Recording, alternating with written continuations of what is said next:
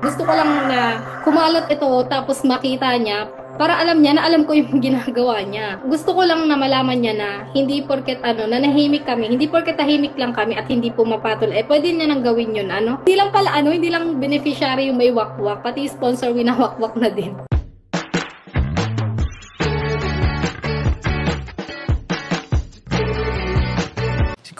Si Kuya Jens, ano yan, reactor natin yan. Official reactor. Hello mga kalingap! Welcome back sa aking YouTube channel, Kuya Jens. So kung bago lang sa aking YouTube channel, huwag niyo pong kalimutan mag-subscribe at click the bell button para like kang updated sa ating mga bagong upload na video. At huwag po natin kalimutan suportahan ng Buting Kalingap sa pangunguna ni Kuya Val Santos Matubang, Ate Ed the Vlog at syempre Kalingap Rob. At pakisuportahan din po ang mga kasamahan sa Buting Kalingap. Nandyan po ang K-Boys, Kalingap Partner, Kalingap Reactor, at lahat po ng charity vloggers sa buong Pilipinas na tumutulong sa mga kabayan natin ng lahat may hirap. Suportahan po natin lahat, guys.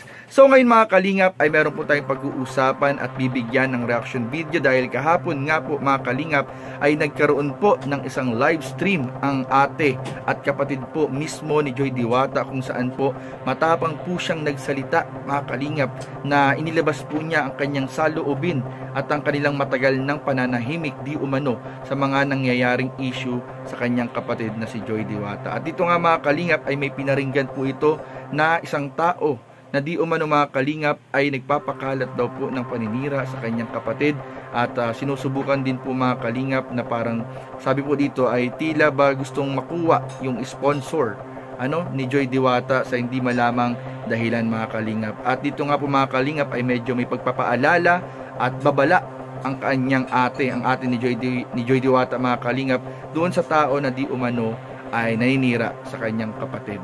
So ano nga ba ito mga kalingap? Mamaya pag-usapan po natin yung mga panood natin video at bigyan po natin ng reaction video. Pero bago yun, panoorin muna natin in 5, 4, 3, 2. Meron lang akong gustong sabihin sa isang tao.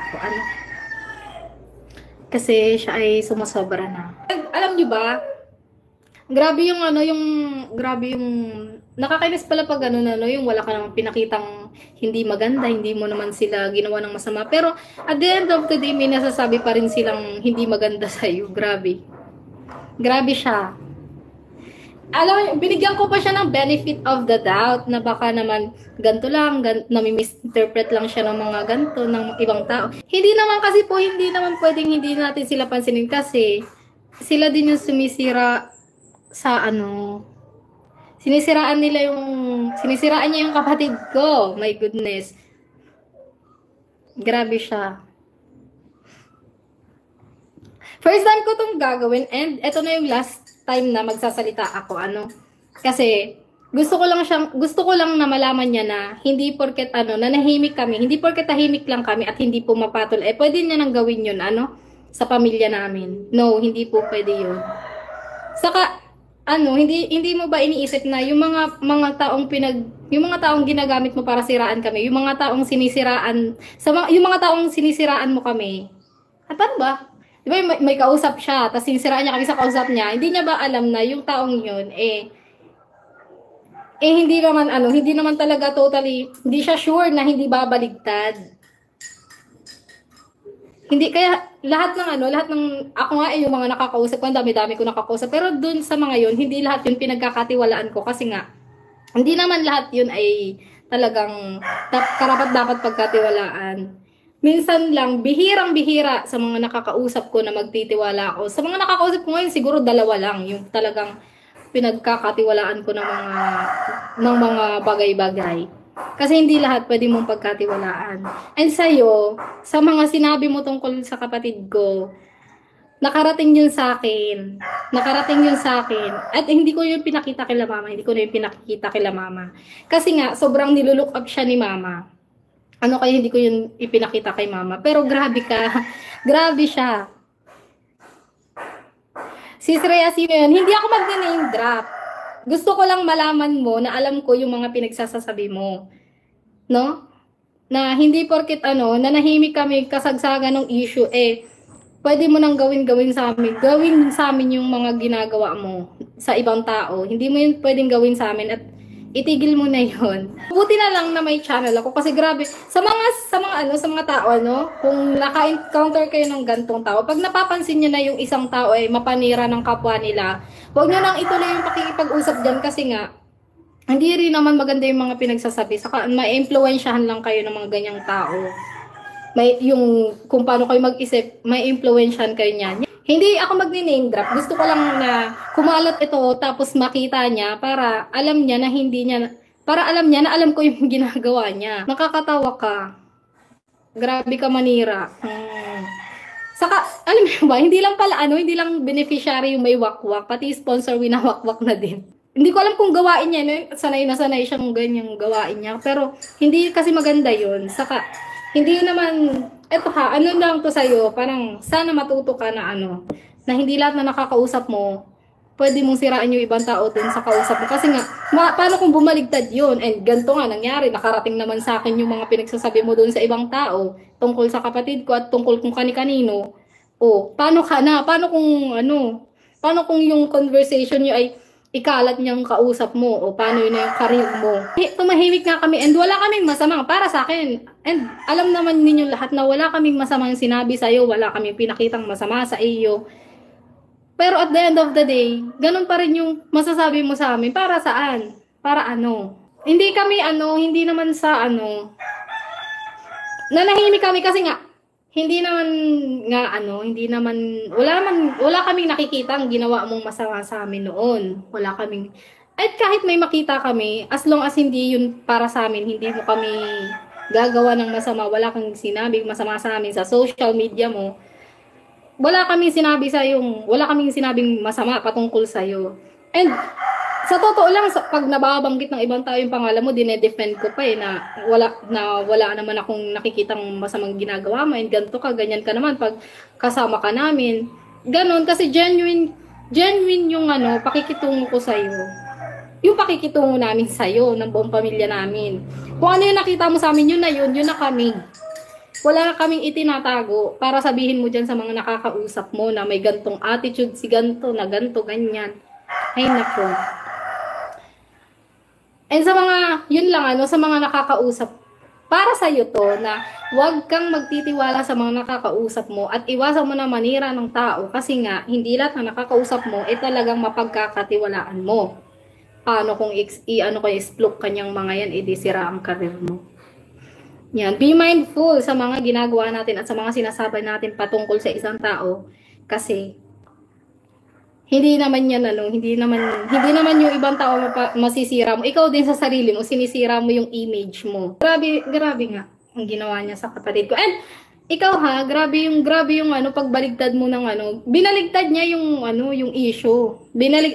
Binaligtad niya, basta binaligtad niya yung sitwasyon na parang si ganto ang may ganto, ganyan. Ay, nako.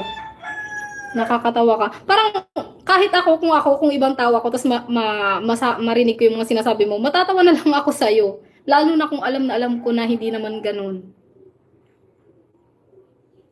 No, hindi yan si Kuya Bobby. No. Hindi si Kuya Bobby, hindi si Ate Hana, hindi sila Kuya Brooks. Hindi.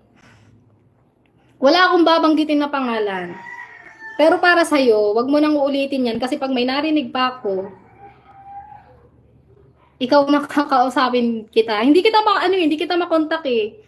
Kasi totoo, nakita ko naman, sinend kasi sa akin may isang supporter na nag-send sa akin ng convo nyo. And grabe yung mga pinagsasabi mo. Talagang purong paninira kay Joy. Wala kang binanggit doon na pinupuri mo man lang si Joy. Lahat yung paninira. Yun, kung kilala nyo yun, good for you guys. Iwasan nyo na yung taong yan.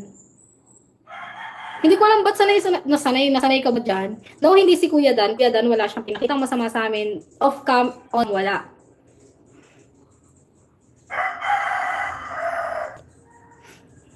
Sana makarating to sa kanya, na alam ko yung mga pinagsasabi mo sa ibang tao patungkol sa kapatid ko. Alam ko yun. Alam ko na may mga nagsisend sa akin. Kaya iwasan mo na yan. Kasi, pag nawala yung pasensya ko sa'yo, grabe ka.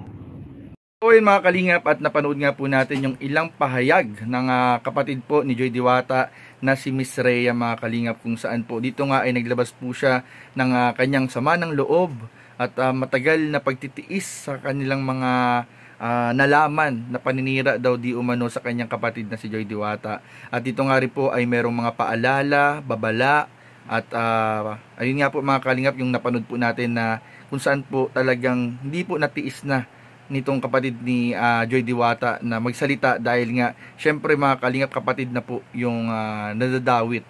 At meron nga mga kalingap dito na nakarating galing sa isang sponsor daw or sa kausap nung nainira na yun mga kalingap.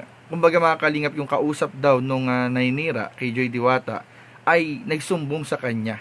Kaya may babala din po yung atin ni Joy na huwag basta-basta magtiwala rin sa mga nakakausap dahil hindi mo alam kung sino ang mapagkakatiwalaan at sino ang maglalabas ng mga conversation. Napaka-grabing issue na po yung mga ganyan mga kalingap, lalo sa social media.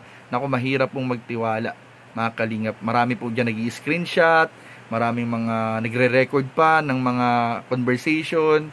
Kaya ingat po tayong lahat.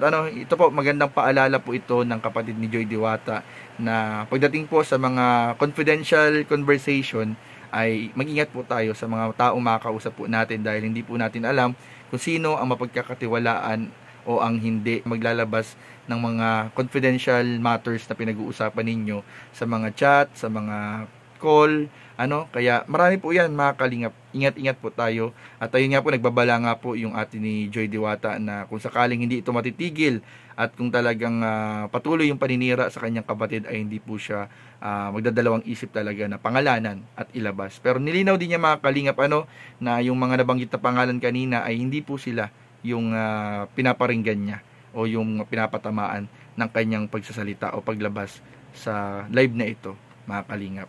So, yun lamang po mga kalingap. Sana patuloy po natin suportahan si Joy, ang kanyang mga pangarap. Patuloy po natin suportahan mga kalingap.